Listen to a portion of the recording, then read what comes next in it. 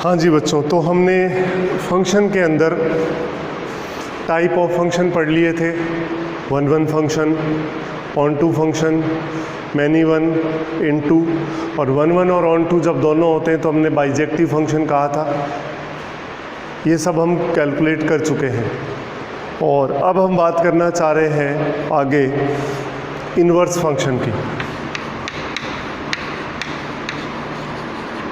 Inverse function या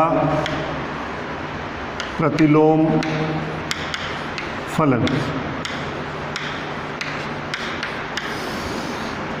तो हमने इससे पहले जो पढ़ा, सबसे पहले फलन की डेफिनेशन देखी, उसके बाद टोटल नंबर ऑफ फंक्शन कितने होते हैं वो बता दिए आपको, और फंक्शन के अंदर आपने कहा कि वन वन यानी एक एक ही फंक्शन, फिर आपने ऑन टू यानी कि आच्छादक फंक्शन कहा, और जो वन वन नहीं है वो मैनी वन या बहु एक एक ही था, और जो ऑन टू नहीं है वो इन टू यानी अंतरक्षेपी था, और जब वन वन ऑन टू दोनों है तो वो बाइजेक्टिव या one one onto function होते हैं। एक एक ही और आच्छादक दोनों हो जाए तो वो एक एक ही आच्छादक फलन कहलाते हैं। उसके बाद हमने इसमें कहा था कि वन वन को आपने इंजेक्टिव फंक्शन बोला, ऑन टू को आपने सर्जेक्टिव बोला, तो injective plus surjective equal to bijective. ये बात हम कवर कर चुके हैं और इससे रिलेटेड क्वेश्चंस भी कर चुके हैं। अब हम बात करना चाह रहे हैं इन्वर्स फंक्शन या प्रतिलोम फलन। क्या होता है प्रतिलोम फलन? देखिए, if A function f defined as a to b is 1 1 and on to function, then a unique function is exist such that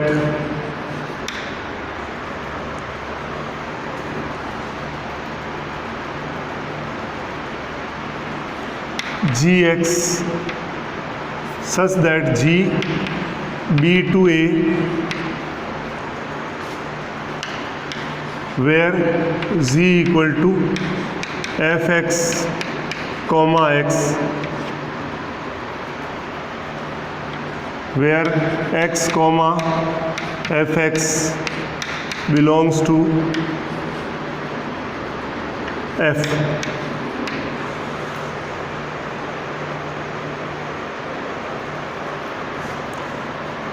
तो यहाँ हम ये भी लिख सकते हैं सच दैट g जो है b से a में है, where fx is equal to y implies gy is equal to x, और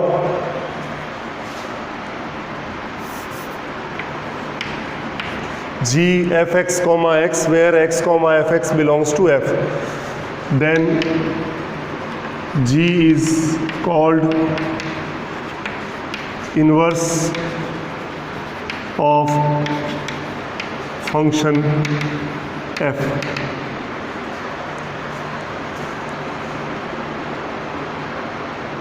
g जो है इसको अपन f इनवर्स भी लिख सकते हैं। अब जी देखिए एक बार दोबारा, ए फंक्शन f a से b is one one and onto. One one onto होना कंपलसरी है। अगर वन वन ऑन टू नहीं होगा, अगर दोनों में से एक भी नहीं हुआ, तो वो फंक्शन उसका इन्वर्स एग्जिस्ट नहीं करेगा। क्यों नहीं करेगा अभी मैं आपको क्लियर कर दूंगा।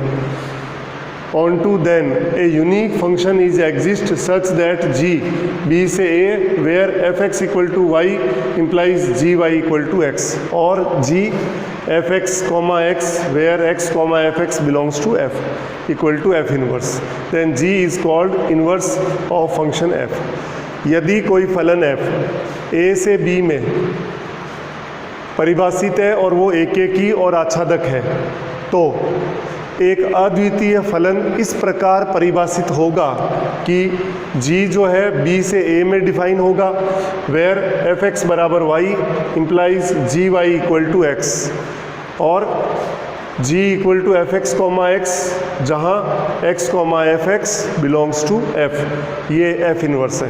देन जी जो है एफ का प्रतिलोम कहलाएगा। तो ज़रा देखिए, ये ए और ये b, a B C D 1 2 3 4, एक एक की और आच्छादक होना चाहिए 1 1 एंड ऑन टू। तो ये तो एफ है। अब इसका उल्टा चाहिए अपने को, बी यहाँ लिखता हूँ, तो 1 2 3 4 ए बी सी और डी, ये ए, तो ये जी है एफ इनवर्स।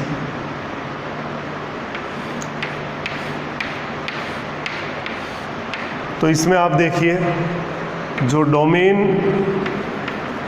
ऑफ एफ है, एफ का डोमेन वो है, वो जी का क्या है, रेंज है, range of F inverse. F inverse का वो क्या होगा, रेंज, और range of F equal to domain of F inverse. तो एफ इनवर्स का जो डोमेन, यानी एफ जैसे आपने इसमें लिखा a, 1 b, 2 c, 3 d, 4, तो डोमेन या प्रांत जो है वो a b c d हो गया। रेंज क्या इसकी 1 या परिसर 1 2 3 4। एफ इनवर्स लिखना चाह रहे हैं, उल्टा हो जाएगा 1 a, 2 b, 3 c, 4 d, ये इसकी क्या हो गई, रेंज हो गई। तो हमने इनवर्स फंक्शन की बेसिक डेफिनेशन देखी है अभी तक।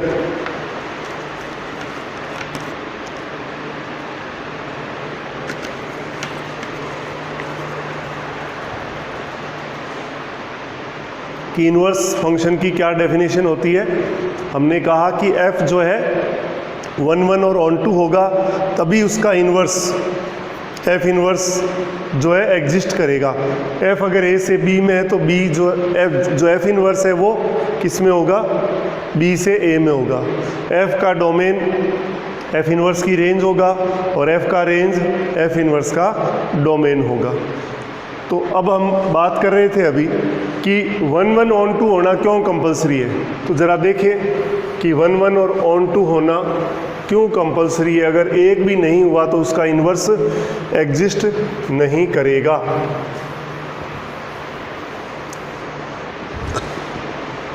तो देखिए, जैसे मान लो मैंने कोई फंक्शन ले लिया, मैनी 1 ऑन टू ले लिया सपोज एक बार। 1 1 ऑन टू में तो दिख ही रहा है, मैनी 1 1 और ऑन टू में से एक भी नहीं हुआ, 1 1 नहीं हुआ या ऑन टू नहीं हुआ, एक एक ही नहीं हुआ या आच्छादक नहीं हुआ, तो वो फंक्शन, तो उसका इन्वर्स विद्यमान नहीं होगा, एग्जिस्ट नहीं करेगा। देखिए ज़रा, ये एफ ले लिया ए से b, a B C D 1 2 3, तो ये क्या है, मैनी 1 ऑन टू, बहु एक एक की आच्छादक फलन है। अब जैसे ही हम इसका इन्वर्स कैलकुलेट करेंगे तो इन्वर्स के अंदर आप देखिए बी और ये ए, ये एफ इन्वर्स की बात कर रहे हो आप, 1 2 3 ए बी सी और डी, तो इसमें ऐसा होगा। तो आप देखिए, तो फंक्शन की बेसिक डेफिनेशन को ही ब्रेक करता है। फंक्शन की बेसिक डेफिनेशन क्या थी कि डोमेन के हर एक एलिमेंट की एक यूनिक इमेज होनी चाहिए। तो इसमें यूनिक इमेज नहीं है, एक एलिमेंट की 2 इमेज है, तो हम कह सकते हैं F inverse is not exist.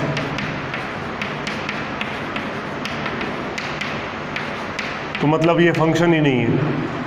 इसके बाद हम देखिए, इसमें हमने मान लो 1 1 इंटू ले लेते हैं, ए ये एफ हो गया, ए से b, a B C D 1 2 3 4 5, तो ये मैंने क्या ले लिया 1 1 इंटू,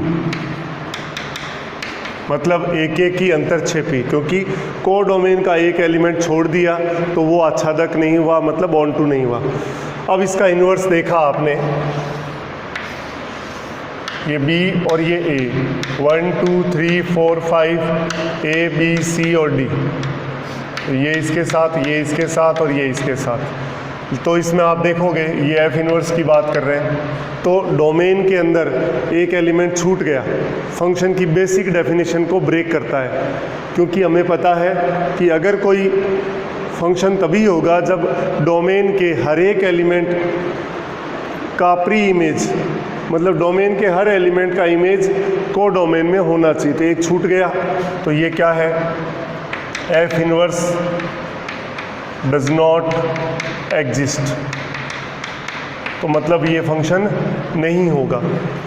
और 1 1 और 2 दोनों ही नहीं है मान लो। अब मैंने ले लिया मान लो मैनी 1 and into A B C D 1 2 3 4 5, ये मैनी 1 हो गया, ये ए और ये बी, ये फंक्शन। तो ये देखिए क्या है, बहु एके की अंतरक्षेपी फलन है। मैनी 1 यानी दो एलिमेंट की इमेज सेम है और इसमें सहप्रांत या को डोमेन में एलिमेंट छूट रहे हैं, तो मैनी 1 ऑन 2 है। इसका जब इन्वर्स हम बना के देखेंगे,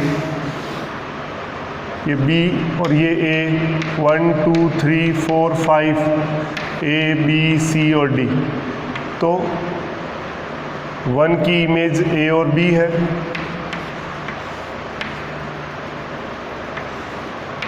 तो देखिए ये जो एफ इनवर्स है, F inverse does not exist, यानी एफ इनवर्स विद्यमान ही नहीं होगा, ये फलन ही नहीं है एक्चुअल में। क्यों नहीं है फंक्शन?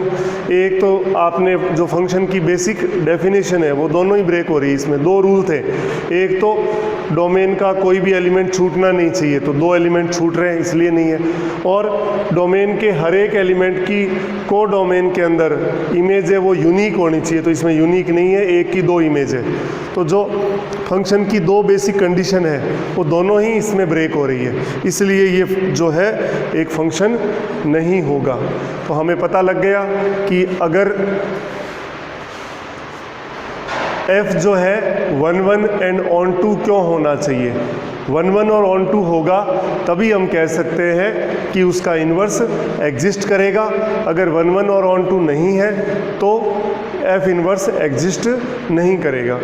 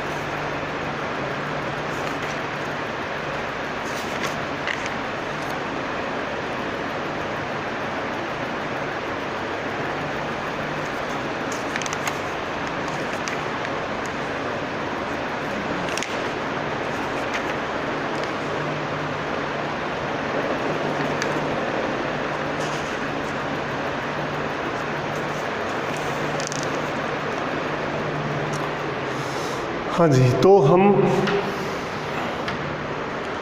आगे बात करना चाह रहे हैं इसके अंदर कि इन्वर्स आपने देख लिया कि इन्वर्स की डेफिनेशन क्या होती है, इन्वर्स फंक्शन कैसे होता है। अब कैलकुलेट कैसे करना है वो देखिए। जैसे अपने को कोई क्वेश्चन लिया अपन ने कि f r और f(x) आपको दे दिया 3x + 5, तो हमें कह दिया टू फाइंड इट्स इनवर्स। तो पहली बात तो इनवर्स, अब ऑब्जेक्टिव करना हो तो हम अलग तरीके से करेंगे और सब्जेक्टिव करना हो तो पहले मैं थोड़ा सा सब्जेक्टिव भी बता देता हूँ इसमें कि सब्जेक्टिव अप्रोच क्या है, देन फाइनली हम शॉर्टकट भी इस क्वेश्चन को कंप्लीट कर देंगे। तो इन्वर्स होने के लिए पहले फंक्शन जो है वो 1 1 और ऑन टू होना चाहिए। तो हमें या तो चेक करना पड़ेगा या क्वेश्चन में गिवन होगा। तो चेक करने की बात करूं, पहले 1 1 चेक किया तो 1 1 में हमें पता है वैसे तो पॉलिनोमियल है, ये लीनियर फंक्शन है तो पॉलिनोमियल हमेशा 1 1 फंक्शन होते हैं। या चलो सॉल्व कर लें कि लेट f(x) = fy लिया तो इम्प्लाइज 3x + 5 = 3y + 5 से 5 कैंसिल हो गया, 3x = 3y implies x = y। तो ये क्या आ गया, f इज़ 1 1 फंक्शन। तो 1 1 फंक्शन हो गया। अब ऑन टू कैसे चेक करना है, तो आपने कहा इसमें कि सपोज इफ पॉसिबल, यदि संभव हो तो माना लेट f(x) = y, f(x) = क्या ले लिया, y। तो इम्प्लाइज x = क्या हो जाएगा, f इनवर्स y, ये नंबर 2। अब 1 के अंदर f(x) की वैल्यू पुट कर दो, f(x) क्या है, 3x + 5 = y। तो इम्प्लाइज x की वैल्यू क्या आ जाएगी, y - 5/3।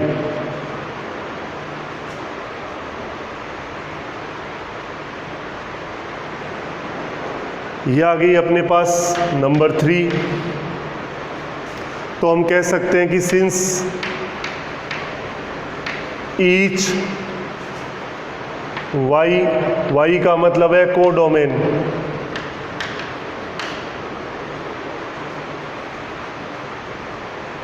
each y belongs to codomain, मतलब implies x belongs to domain। तो आपने क्या कहा कि सहप्रांत के प्रत्येक अवयव, अगर y अपन सहप्रांत में ले तो उससे जो x आएगा वो प्रांत में होना चाहिए। मतलब सहप्रांत के प्रत्येक अवयव का प्रांत में पूर्व प्रतिबिंब विद्यमान होना चाहिए। Each element of codomain has a unique pre image in its domain.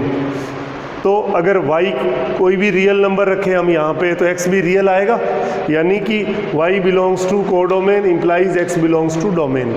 r आएगा वापस, यानी आपने लिखा y belongs to r, r आपका क्या है यहाँ पे, कोडोमेन है, तो implies x belongs to r, r यहाँ पे क्या है, प्रांत या डोमेन। तो आप इसमें कह सकते हो, तो इम्प्लाइज रेंज ऑफ f =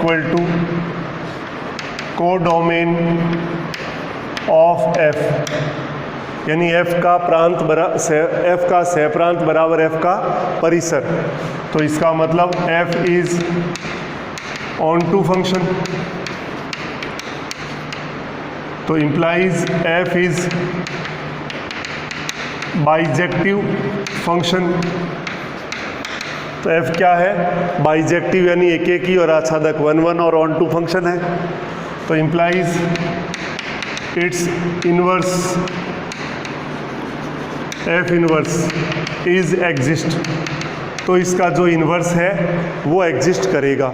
अब हमें इसका इन्वर्स कैलकुलेट करना है। To find f inverse, let f(x) = y implies x = f inverse y। Number 1 f(x) की वैल्यू रखी थी 3x + 5 = y, x की वैल्यू क्या हो जाएगी, y - 5/3/2। 1 and 2 इम्प्लाइज x की जगह क्या पुट कर सकता हूँ, f इनवर्स y = y - 5/3। अब y जनरल इन जनरल है, y की जगह 2 रखूँगा तो यहाँ भी 2 रखना पड़ेगा, 5 रखूँगा तो 5 रखना पड़ेगा। तो जनरली मैं इसको फिर f इनवर्स x की फॉर्म में लिख सकता हूँ, x माइनस 5/3। तो ये क्या आ गया आपके पास। इसका इन्वर्स कैसे कैलकुलेट करते हैं वो हमने देखा।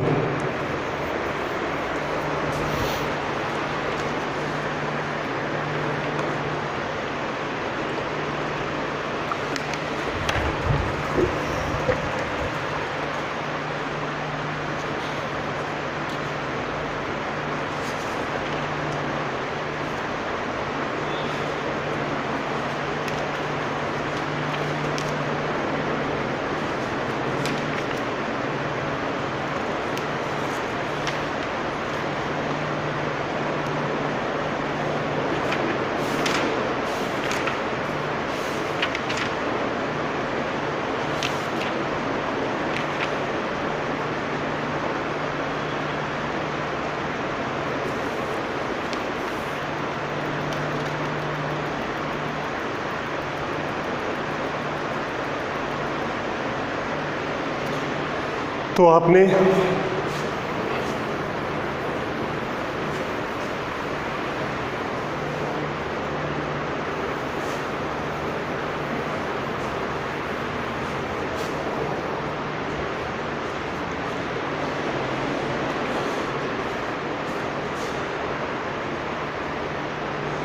फंक्शन के अंदर अपने अभी आपने इन्वर्स का एक क्वेश्चन देखा, एक और लेते हैं। इफ f is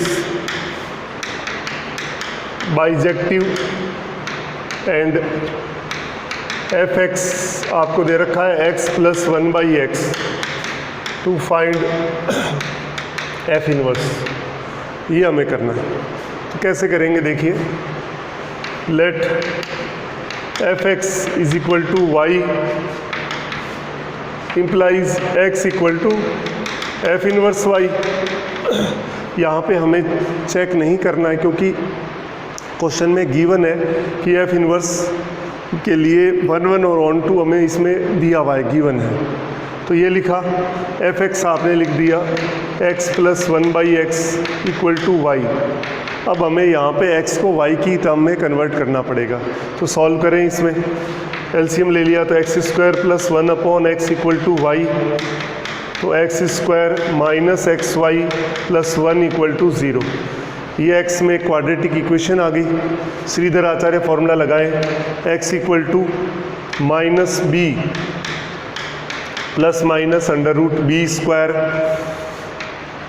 तो y² -4 × 1/2a। तो ये आ गया y + y² -4/2। नंबर 3, तो आप कह सकते हो 2 and 3 इम्प्लाइज x की जगह मैं क्या पुट कर सकता हूँ, f inverse y is equal to y + y² -4/2। अब इसके अंदर हमें ये क्वेश्चन में, हालांकि आपको इसमें फंक्शन किससे किस में डिफाइन है गिवन नहीं है। अगर फंक्शन हमें दे दे कि किससे किस में डिफाइन है, यहाँ पे x + 1/x दे रखा है आपको,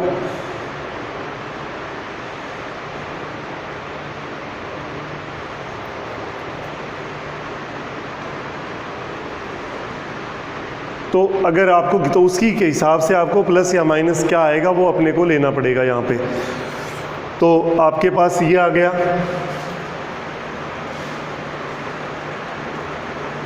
अगर मान लो इसमें फंक्शन दे दूँ मैं कि फंक्शन आपको दे दिया मैंने r+ से 2 से इनफाइनाइट, ये इसमें डिफाइंड है। r+ से r या आपको पॉजिटिव ले सकते हो आप, और रेंज आपको कोडोमेन दे दिया 2 से इनफाइनाइट। तो अब इसके अंदर देखना है कि प्लस आएगा कि माइनस आएगा। तो x इक्वल टू ये आया, तो इसमें आप देखिए y की वैल्यू इसके अंदर रख के देखते हैं। 2 रखा आपने, जैसे 2 यहाँ रखा तो 2 यहाँ रखने से आपके पास 2 प्लस ये 0 हो गया बाई 2, 2/2 हो गया 1, ठीक है। उसके बाद आपने यहाँ पे रखा 4, सपोज 4 रखा तो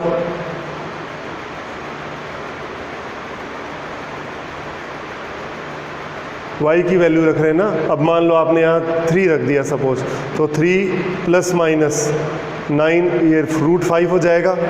3 प्लस माइनस √5/2। तो अगर मैं माइनस ले लूँगा तो 4 √5 कितना होता है 2 पॉइंट समथिंग, तो 2 पॉइंट समथिंग 3 में से कम करूँगा तो क्या आ जाएगा आपके पास 0 point something, 0 point something by 2 भी 0 पॉइंट समथिंग आएगा। तो वो आपके सामने x की जो वैल्यू है वो भी आ रही है। और देखें ज़रा, और सपोज यहाँ पे मैंने 4 रख दिया, तो 4 प्लस माइनस ये कितना हो गया 16 माइनस 4 √12/2। तो इसके अंदर आप देखिए √12 कितना होता है 3 पॉइंट समथिंग। तो अगर मैं माइनस लूँ तो 4 माइनस 3 पॉइंट समथिंग अपॉन 2, तो ये 0 पॉइंट समथिंग डिवाइडेड बाई 2। तो हमें यहाँ पे लिया है 2 से इनफाइनाइट तो रेंज है, और इसके अंदर हमने लिया है r+, यानी कि जो डोमेन है वो पॉजिटिव आना चाहिए। तो x की वैल्यूज़ इसमें हम रख रहे हैं, y की वैल्यू पुट कर रहे हैं पहले। तो y जो भी है वो रखने से वापस जो वैल्यू है वो x है वो उसके अंदर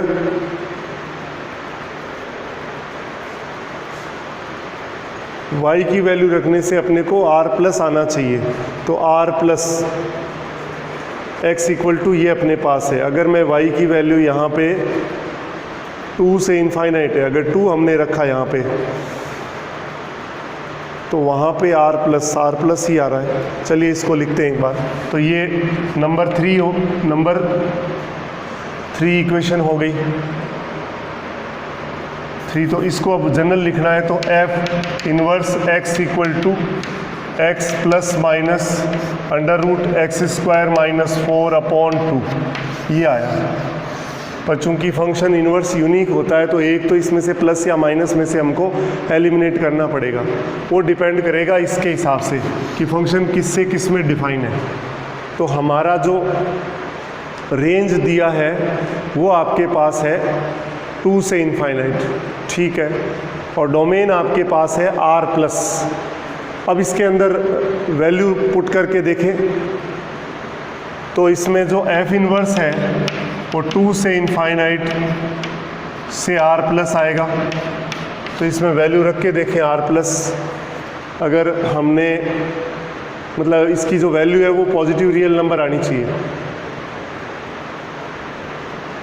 2 आपने रख के देख लिया, 3 भी आपने रख के देख लिया, 4 आपने रखा। अगर 5 रख के देखें तो 5 प्लस माइनस √21/2, तो नेगेटिव और पॉजिटिव दोनों आ रहे हैं। चलो इसको देखेंगे, मतलब आपको प्रोसेस समझ में आ जाए कि f जो है, पहली बात तो इसमें बाइजेक्टिव दे रखा है f(x) x + 1/x to find f inverse हमें चाहिए। तो f(x) equal to y, x equal to f inverse y, x + 1/x equal to y दे रखा है, x² + 1/x equal to y। Solve करके जैसे ही हमने इसको सॉल्व किया तो x equal to -b + -b², y² हो गया -4ac -4/2a। तो ये अपने पास वैल्यू आई x + 1/x दे रखा है, ठीक है। तो ये आया, तो इसके अकॉर्डिंग ये आई अपने पास वैल्यू, ये सॉल्व कर दिया, ये अपने पास फिलहाल इन्वर्स आया। तो हमने इसके अंदर इन्वर्स कैलकुलेट करना, अपने को थोड़ा सा आइडिया हो जाए कि किस तरह से करना है वो हमें देखना था। तो इन्वर्स कैलकुलेट करने के लिए हमें क्या करना है, f(x) equal to y, x equal to f inverse y। फिर जो फंक्शन दे रखा है उसमें x को y की टर्म में कन्वर्ट कर दीजिए, जैसे x को y की टर्म में कन्वर्ट कर दिया, और f इनवर्स y, x की जगह f इनवर्स y लिख दिया तो हमारा, और इसको जनरल करेंगे तो f इनवर्स x कैलकुलेट हो जाएगा। तो इस तरह से हम इन्वर्स कैलकुलेट कर पाएंगे। अब देखिए इसके बाद हम क्या करना चाह रहे हैं। तो ये तो आपने इन्वर्स देखा, अब हम बात करना चाह रहे हैं कंपोजिट फंक्शन। कंपोजिट फंक्शन या इसको कहते हैं संयुक्त फलन। संयुक्त फलन हमें कैलकुलेट करना है इसके अंदर।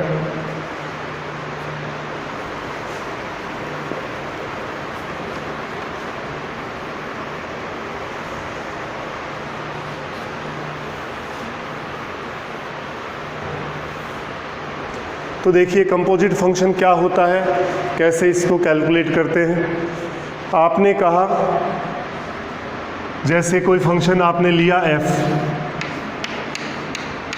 a से b में डिफाइन है, x की f इमेज हो गई fx, और g जो है g फंक्शन b से c में डिफाइन है, तो fx की g इमेज हो गई g ऑफ fx।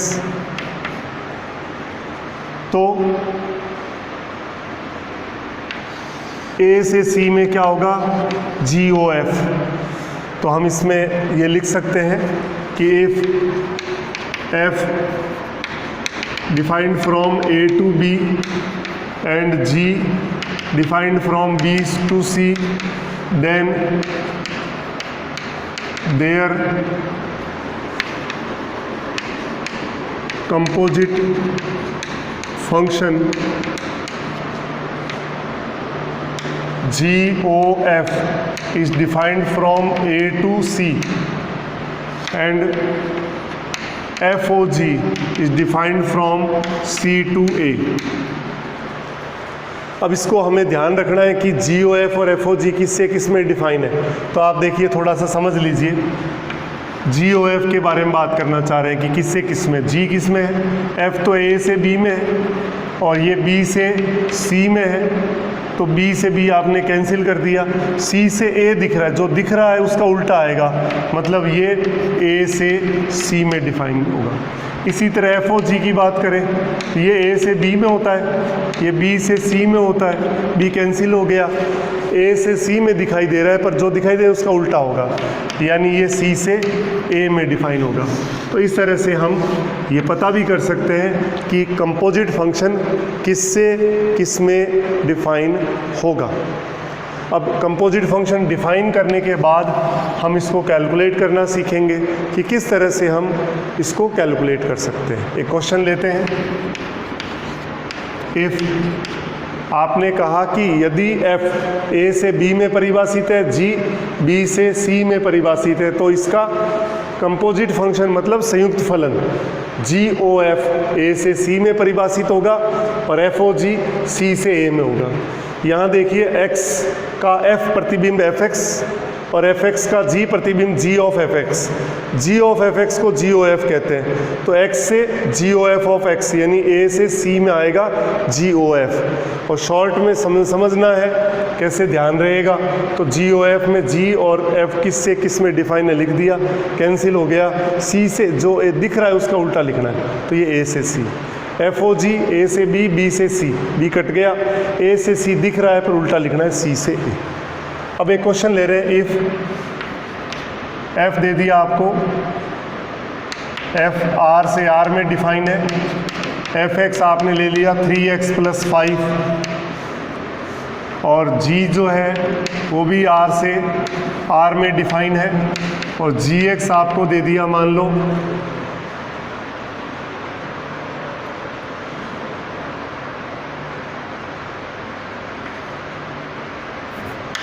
x³ + 1।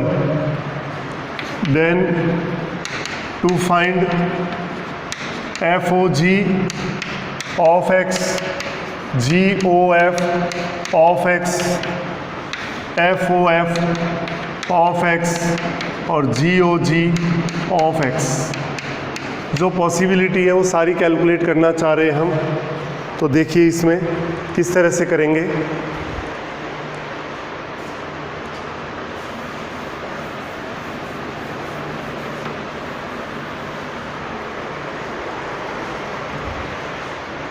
तो कंपोजिट फंक्शन हमें इसमें कैलकुलेट करना है। एफ आर से आर एफ एक्स और जी एक्स दे रखा है, ये चाहिए। तो पहले अपने को f o g of x चाहिए। तो कैसे करना है, देखिए एफ ऑफ जी एक्स, तो हम क्या करें इसके अंदर, देखिए एफ एक्स आपके पास है ये, अब एक्स की जगह अगर जी एक्स रख दूँ तो एफ ऑफ जी एक्स आ जाएगा, तो एक्स की जगह जी एक्स पुट कर दीजिए। तो 3gx प्लस 5, तो 3 और जी एक्स की वैल्यू रख दीजिए, एक्स क्यूब प्लस 1 प्लस 5, तो 3x क्यूब प्लस 3 प्लस 5 8, ये आ गया फर्स्ट। अब अपने को g o f of x चाहिए, तो हम क्या करेंगे, इसको लिखेंगे g of f x, g of f x. तो जी एक्स आपके पास ये पड़ा, एक्स की जगह मैं अगर g2 चाहिए तो x की जगह 2 रखूँगा।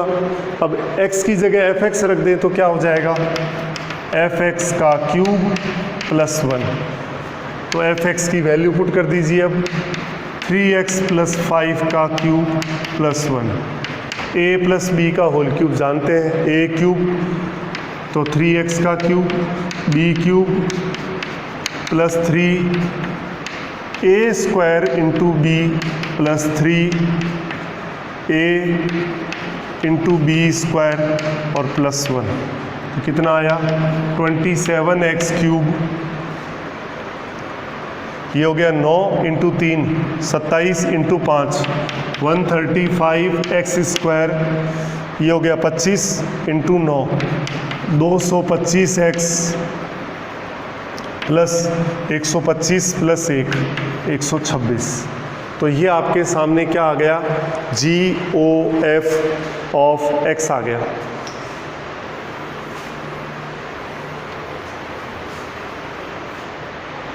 अब इसके बाद देखिए हमें चाहिए f o f of x calculate करना है, f o f of x calculate करना है।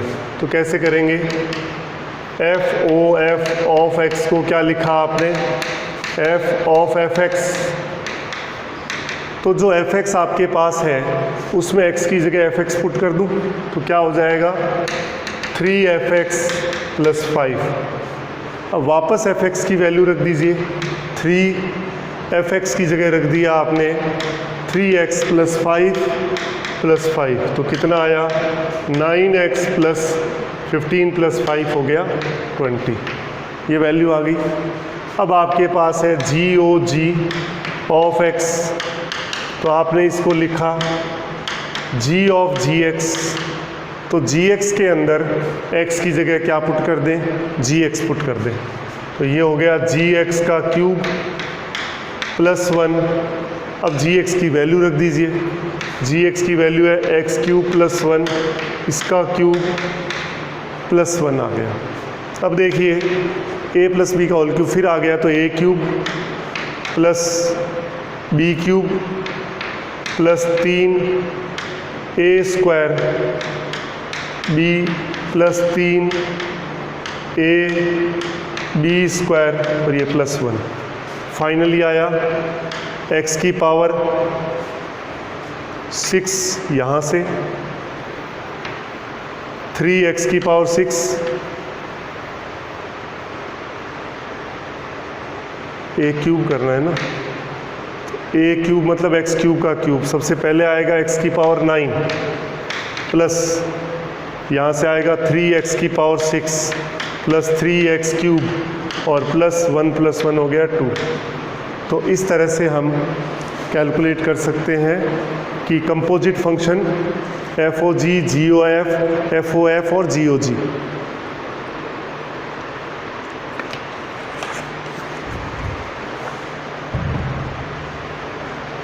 एक क्वेश्चन और देखते हैं।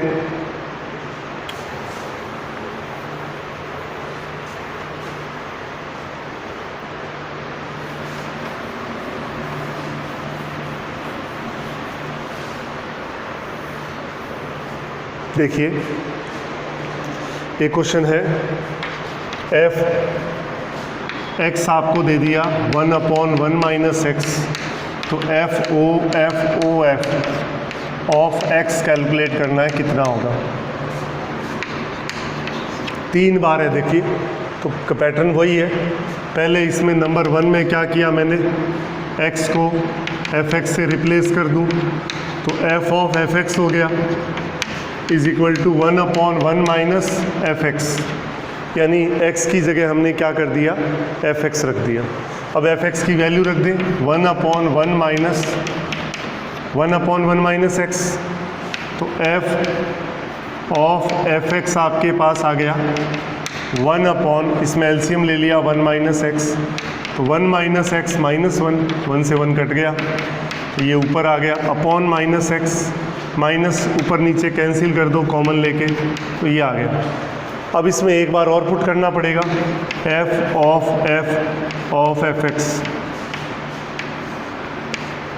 तो x की जगह fx पुट कर दें इसके अंदर हम, तो क्या आएगा fx माइनस 1 अपॉन fx।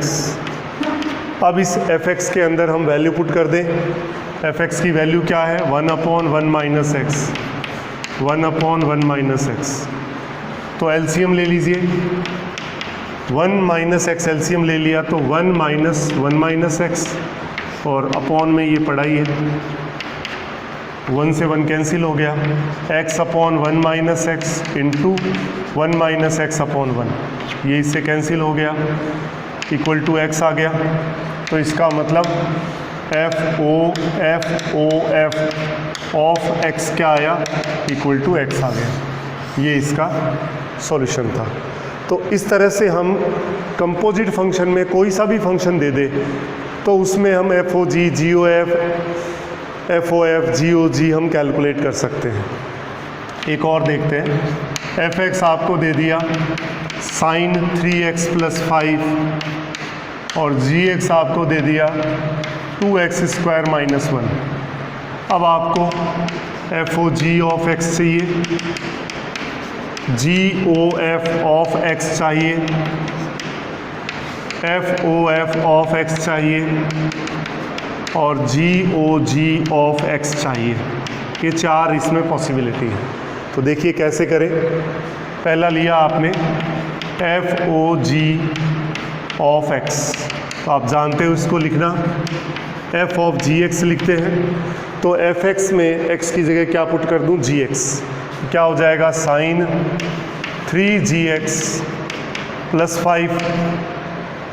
अब gx की वैल्यू रख दीजिए, साइन 3 पड़ा है, gx की वैल्यू है 2x स्क्वायर माइनस 1 प्लस 5, तो ये आ गया sign 6x square minus 3 plus 5 हो गया 2। ये पहला आंसर हो गया। सेकंड आपने देखा GOF ऑफ x चाहिए, तो इसमें क्या करेंगे हम, G ऑफ fx लिखेंगे पहले, और gx क्या है, ये रहा, इसमें x की जगह क्या कर दूं, fx पुट कर दूं, तो 2 इंटू fx का होल स्क्वायर माइनस 1। अब fx की वैल्यू पुट कर दीजिए, तो 2 fx की वैल्यू है साइन 3x प्लस 5, इसका होल स्क्वायर माइनस 1, तो 2 sine square 3x plus 5 minus 1। ये हो गया GOF ऑफ x।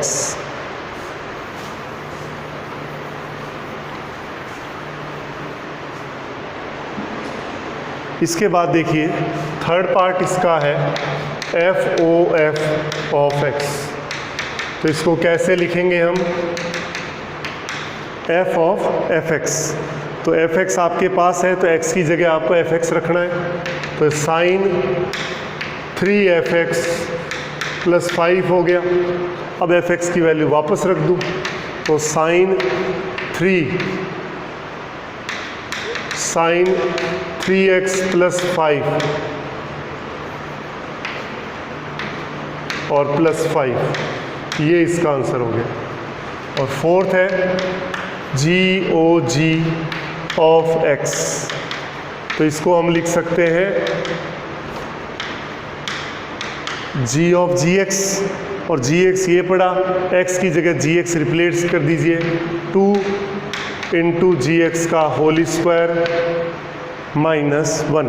अब gx की वैल्यू वापस रख दीजिए यहाँ पे, तो 2x स्क्वायर माइनस 1 का होल स्क्वायर माइनस 1, 2 पड़ा है, a माइनस बी का होल स्क्वायर तो 4x square, 4x4 minus 2ab करोगे तो 4x स्क्वायर प्लस 1 और माइनस 1, तो फाइनली आ गया 8x की power 4 minus 8x square plus 2 minus 1 हो गया प्लस 1। ये आपका आंसर। तो इस तरह से हम composite function FOG, GOF, FOF, GOG हम कैलकुलेट कर सकते हैं। और इन्वर्स फंक्शन आपने देख लिया कि कोई भी फंक्शन f 1 1 और ऑन टू यानी एक एक की और आच्छादक है तो ही उसका इन्वर्स एग्जिस्ट होता है, और कैसे कैलकुलेट करते हैं वो हमने देख लिया। कल हम इन्वर्स और कंपोजिट फंक्शन की प्रॉपर्टीज़ देखेंगे, कुछ प्रॉपर्टीज़ हैं। Thank you.